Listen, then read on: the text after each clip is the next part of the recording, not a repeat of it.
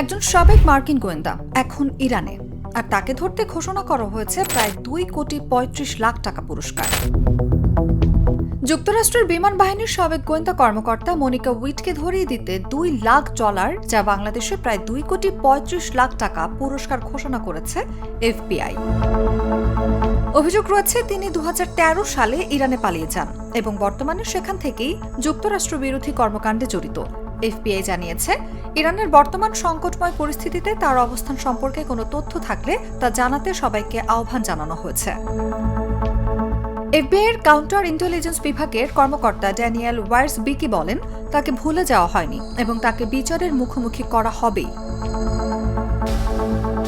Monika wheat আগে যুক্তরাষ্ট্রের বিমান বাহিনীর অফিস অব স্পেশাল ইনভেস্টিগেশনসের কাউন্টার ইন্টেলিজেন্স অফিসার হিসেবে কাজ করতেন। তিনি 2003 থেকে 2008 সাল পর্যন্ত মধ্যপ্রাচ্যে গুরুত্বপূর্ণ সামরিক ও গোয়েন্দা মিশনে দায়িত্ব পালন করতেন। পরে 2019 সালে অভিযোগ ওঠে ইরান তাকে নিজেদের পক্ষে নিয়ে নেয়। এরপর তিনি যুক্তরাষ্ট্রের একটি গোপন গোয়েন্দা কর্মসূচি ফাঁস করেন এবং একজন মার্কিন গোয়েন্দা কর্মকর্তার পরিচয় প্রকাশ করে দেন, যা ওই কর্মকর্তার জীবনের জন্য বড় ঝুঁকি তৈরি করে।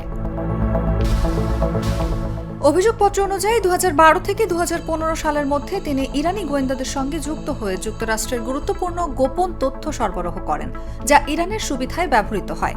তদন্তকারীদের দাবি, ইরানে পালিয়ে যাওয়ার পর তাকে ঘর বাড়ি, প্রযুক্তি সরঞ্জাম সহ নানা সহায়তা দেওয়া হয়।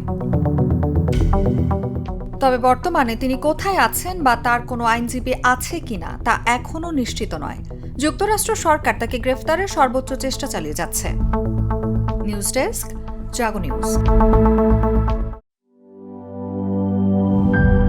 RFL SWR পাইপি মাপে যা বলে তাই দেয়। RFL SWR Pipe and Fittings।